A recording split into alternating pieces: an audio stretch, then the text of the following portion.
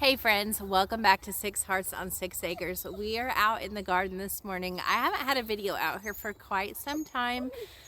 I will tell you, come October, I am just burned out and done in the garden, which fits really well because in my area, our first frost typically comes around October 20th. We did have frost in our forecast last night. We got down to 32 degrees here. And I have a few more nights of it in the next coming weeks. So today is going to be my day to just completely clear out this garden and get it ready for winter. I'm going to walk you through how I do that here in my garden. And the very first thing that I like to do is just pick it clean. So anything that I have growing that is going to be damaged by frost is coming out of my garden and going into my house. So I have tons of even like green tomatoes like this. I still pick these. These make it excellent like salsa verde if you like to can, or you can even eat it fresh if you like to do that. If I had large green tomatoes, I would get those as well, and you could do like canned green tomatoes to fry later, or fried green tomatoes for dinner. You can use those for salsa verde as well. Don't waste anything in your garden at this point because we are officially done for the winter here unless you put in a fall garden, which I did not. So I'm going to be harvesting, like I said, green tomatoes, lots of winter squash, lots of dried beans. I have lots of peppers. There's lots to get done in here. So let's get all of that harvested and then we'll go through our next steps of getting the garden ready for winter. So the first thing that we are going to work on harvesting today is our dried beans. Oh, and they're just falling off on me. These are our scarlet runner beans. I grew these specifically for making soup beans. Let me show you how beautiful the bean is in here. These are big purple and black beans.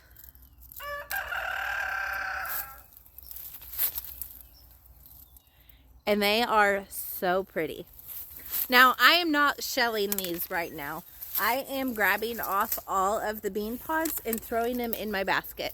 Some of them, like the one I just showed you, are completely dry and could be shelled at this point, but some of them still have a little bit of green left in there.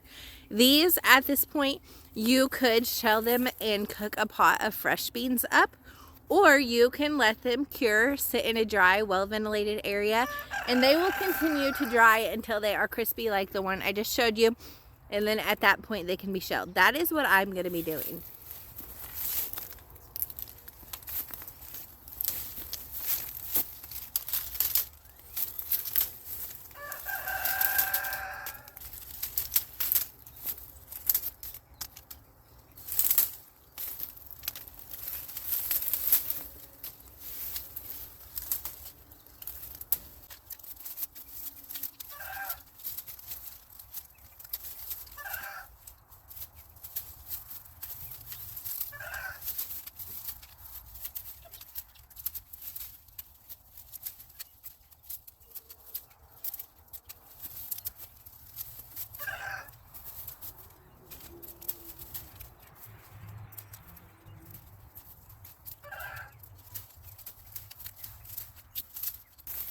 One really great thing about growing beans like these is that they help your soil out. Now, these beans weren't super productive for me this year.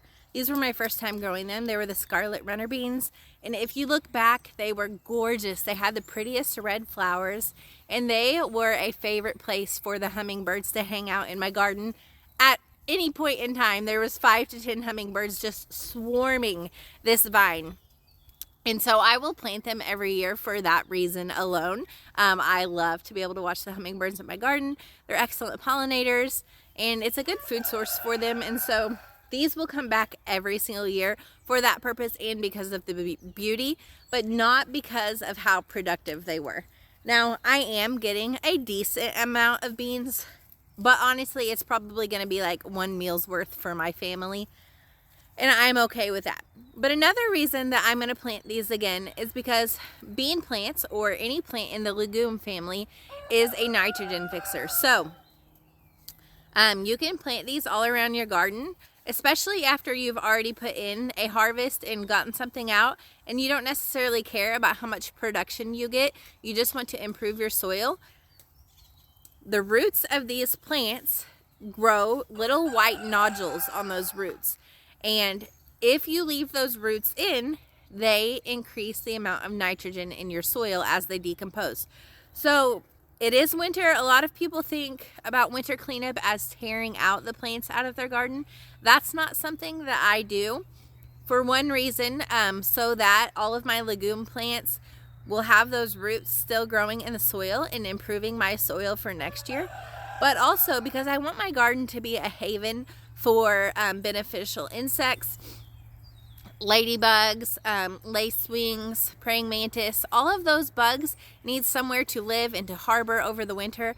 And my garden will be the most excellent place for that, because I'm not clearing out any of these plants. I am picking them, but my garden will look like a dead jungle mess all winter long, so those beneficial insects have somewhere to live so that they can improve my garden again next year. While we are here in the trellis, we're going to go ahead and grab our winter squash as well. These are Zucchini rampicante. You can eat them both as a fresh zucchini when they're young, but if you leave them to mature on the vine, and get it off here,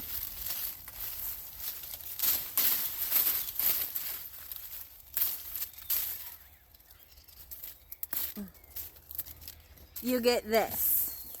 This is a lot of food. One of these feeds my family for more than one meal. They're delicious. They taste very similar to butternut squash at this stage. You can make pie, like pumpkin pie, out of them. You can roast them just like a winter squash. You can make souffle, you can make cheesecake, you can make soup. These are so versatile, so delicious, and they store so well. I did an experiment just to see, and I still have one of these from last year's garden in my basement, and it is still perfectly fresh.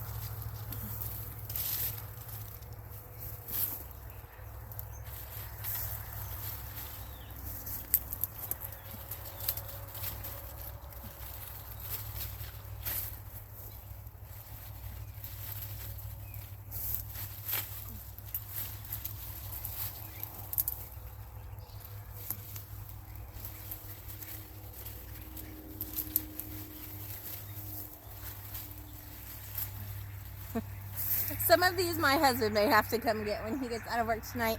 This one is tangled around my cattle panel and I cannot get it.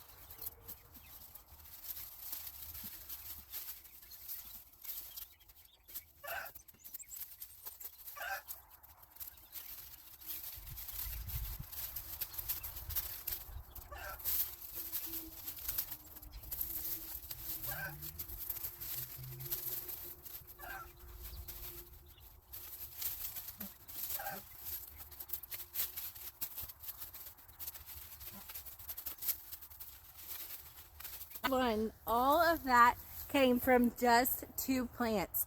I'm gonna weigh these and let you know how much they weighed, but I'm gonna guess probably like at least 60 pounds of food off of these just 2 plants.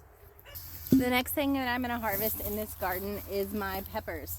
I'm starting over here in my hot pepper bed. I have all different kinds of peppers ready to go though. These are jalapenos and serranos.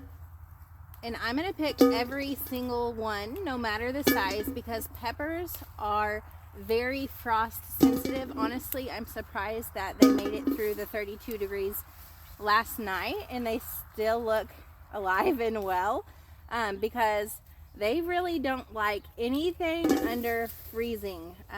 Peppers are a tropical plant. Now, peppers don't do anything for your soil as far as adding nitrogen or anything like that, but I do still prefer to leave the roots in, because as they decompose, they're going to add organic matter, which does also improve your soil over time. Now, I am going to do an experiment this year, because you can overwinter peppers in your house or in your basement, somewhere where they're not going to get those freezing temperatures, and grow them again next year. They will go dormant over the winter. They require very little water, very little sunlight, and then you can plant them out next year and they will come back to life.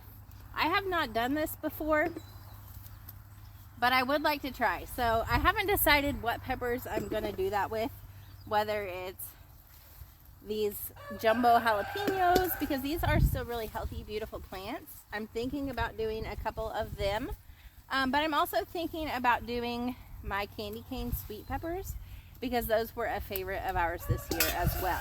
The benefits of doing that is obviously you don't have to give up the space in your grow station if you are like me and you start your peppers, or if you buy your peppers, then you don't have to buy plants next year. You do risk bringing bugs into your house. Sometimes those bugs like to live in the soil, so it's recommended to clean that soil out really well before you bring them in, and you get a head start on your peppers next year. So I'm not going to do all of my peppers. I have way too many to do that. I'm going to pick probably 3 of my best looking ones and do that experiment with them and see what happens. And I, of course, will bring you along with me as we do that, show you step by step what I'm doing, and come next summer, let you know how far ahead we are, or if they even make it.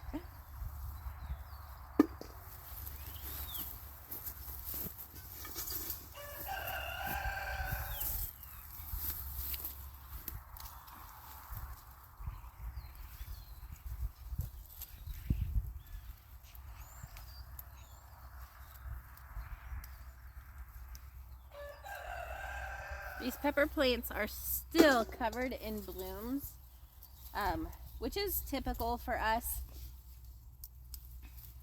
I always hate seeing them go when our frost comes. And that's with my whole garden. It's kind of bittersweet, because as much as I love gardening and I love being out here, you can tell by looking around. Come the end of September and October, I am just burned out from gardening, from canning, from this year watering.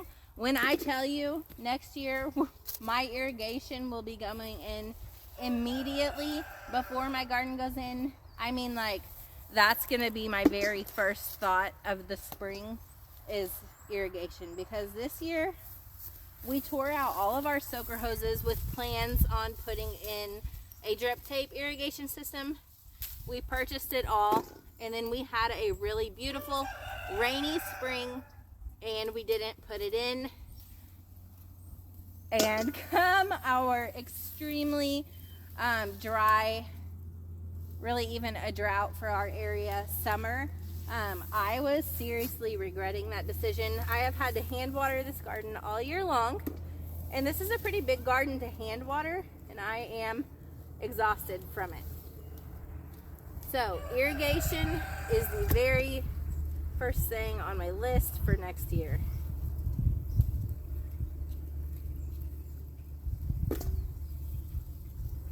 also, as you see in my garden, have a problem with crabgrass. So every year in my walkways, I layer down with cardboard and a huge amount of wood chips. But after a few months, those break down, and I still really struggle with crabgrass. It's hard to pull. Honestly, it's kind of a impossible job for the amount and the size that I'm working with. For me anyways, as a mom of 4 and somebody who also works and has to take care of this garden and preserve all the food from it, it's just not happening. So if you also have crabgrass and you struggle with it in your garden and you have figured out what to do to beat that problem, I would love to hear about it in the comments below.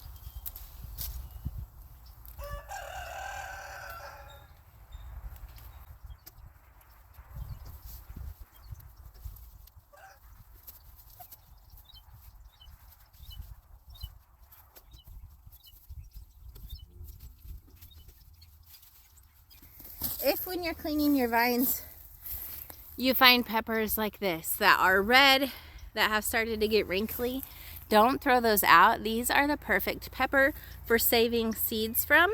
If you save seeds from your garden, 1, you don't have to buy them the next year, but 2, these seeds, over time, they will adapt and they will grow better and better suited to your environment. So these seeds next year will probably be some of my healthiest plants. So that is the way to both save money and have a better, healthier garden.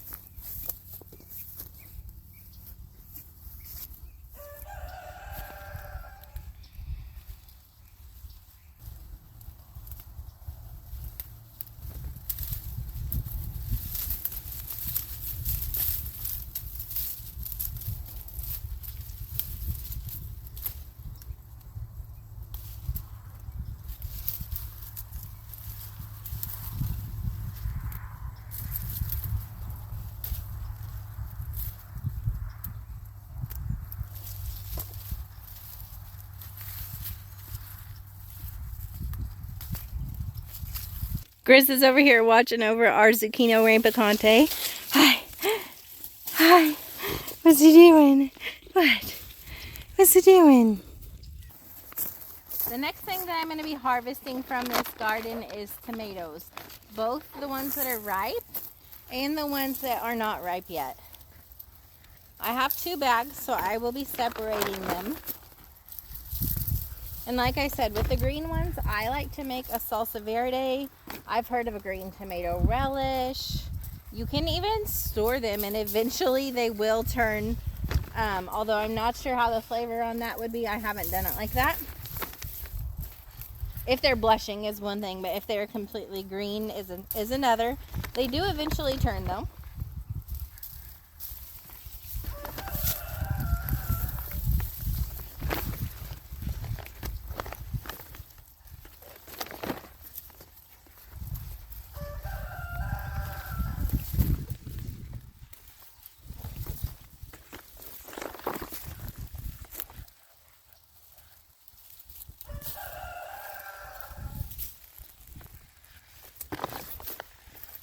Again, if you have some really overripe tomatoes, just like the peppers, those are perfect to save seed from.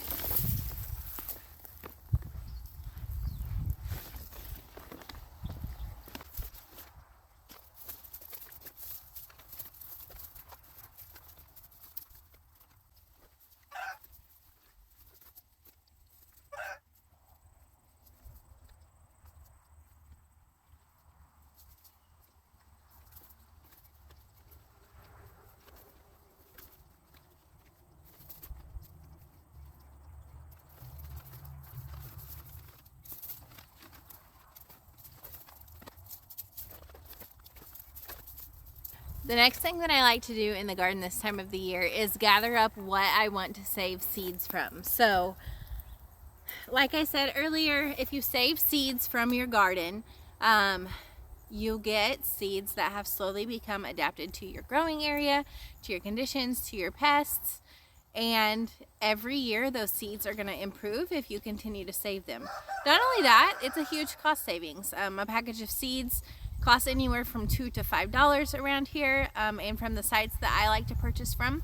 So I save myself quite a bit of money by saving seeds. I don't save from everything. So if there is a tomato that I really love and I want to make sure that it grows true to the variety, then I will purchase fresh seeds for those. Because of the way that I grow my tomatoes, they have a big risk of cross-pollination.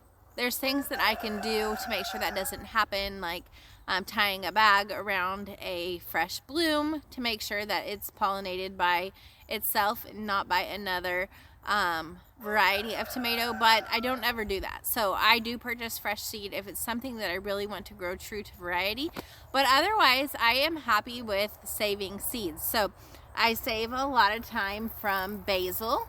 Basil is super easy to save seed from. I save from peppers. Again, if you want a pepper to be 100% true to variety and you're growing other varieties of that pepper, this is really for most anything, then you would want to purchase fresh seeds. But if you don't mind a little bit of cross-pollination, a little bit of a gamble, then you can save seeds from tomatoes, peppers, basil, flowers, cucumbers, winter squash, pretty much anything that you grow in your garden.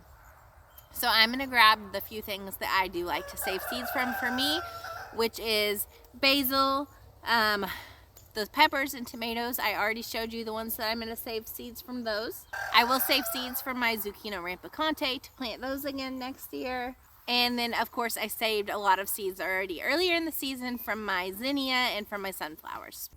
So when I'm harvesting basil, I want to look for flowers that are dry and crispy and brown like this. And I just break them off at the stalk.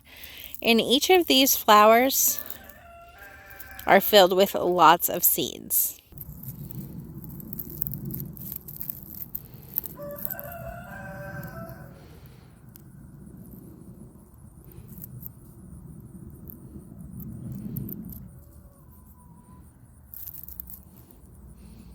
That is what those basil seeds look like. They are tiny and black, and each one of these stems is probably going to have about 100 or so in there.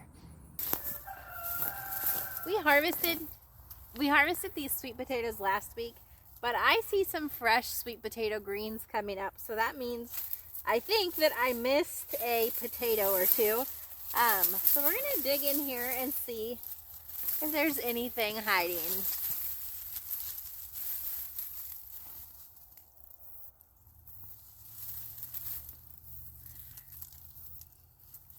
Another little purple one.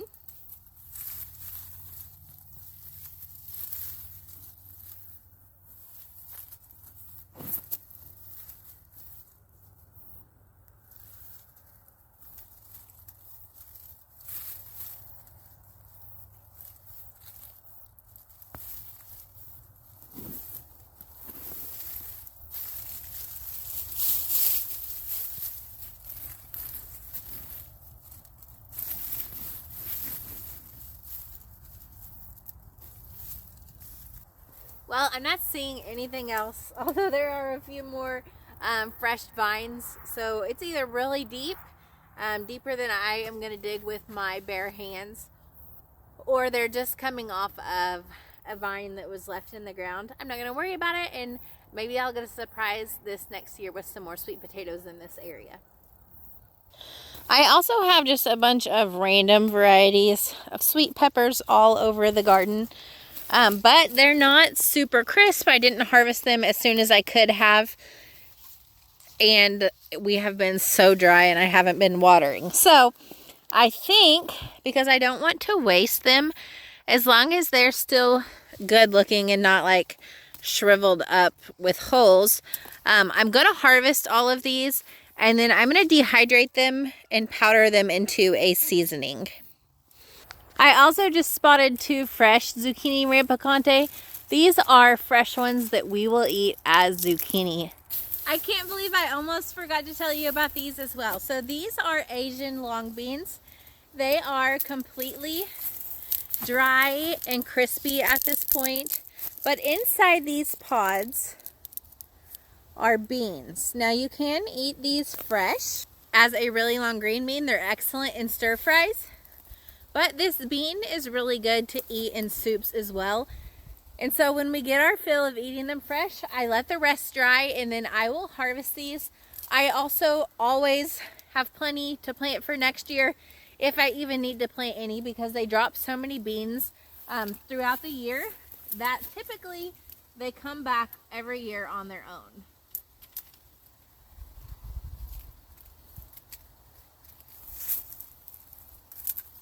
My kids think these are super fun to pull the beans out of, but if I wasn't using child labor to do this, the easiest way is to throw them into a pillowcase and shake really hard. This works with any type of dried bean, and it will usually separate them, the beans from the chaff.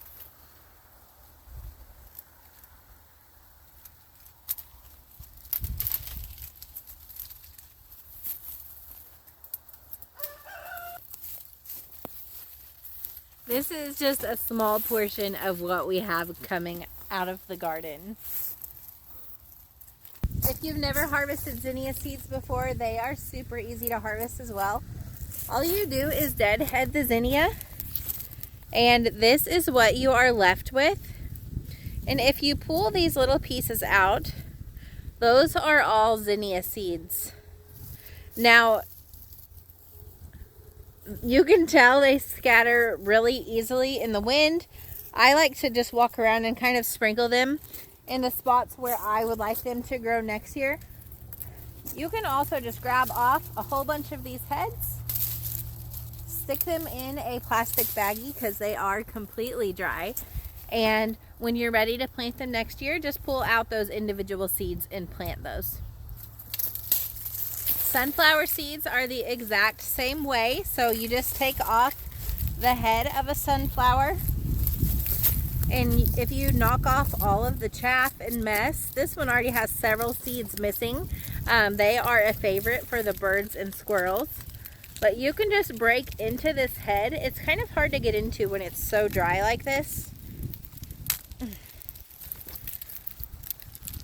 But if you break into it, you can just rub, and all of those sunflower seeds will fall out into your hand. Again, you can just sprinkle them wherever you want them to grow next year. The birds do a ton of that, and the squirrels do a ton of that as well. You can also just store this dried head inside until next year when you're ready to plant. And my personal least favorite part of cleaning up the garden for winter is doing the actual cleanup. I will admit I am a sloppy gardener. I hate telling you that, but it's the truth. And so these are still sitting out here from this spring. I am just going to toss the dirt back in the garden and put my pots all back in here and get these moved into my well house so that they are protected from the elements and I can use them again next year.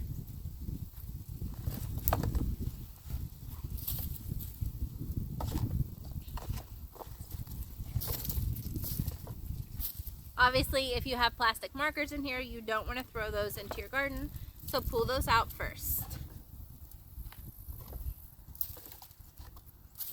So that is all that I have for you guys today. This is what I do personally to get ready for winter. Like I said, I do not clear out my vegetation. I leave it until I am ready to start preparing my garden in the spring. That way the insects here have somewhere to harbor and overwinter, so that I have a wide range of insects in my garden, helping to pollinate and helping to eat the bad insects that I don't want. So all I do is completely clear the garden of all fruits and vegetables that we want to use. Any that are bad or overripe to a point that I don't want to eat them, I leave in the garden for animals to eat on and for my chickens to come clean up.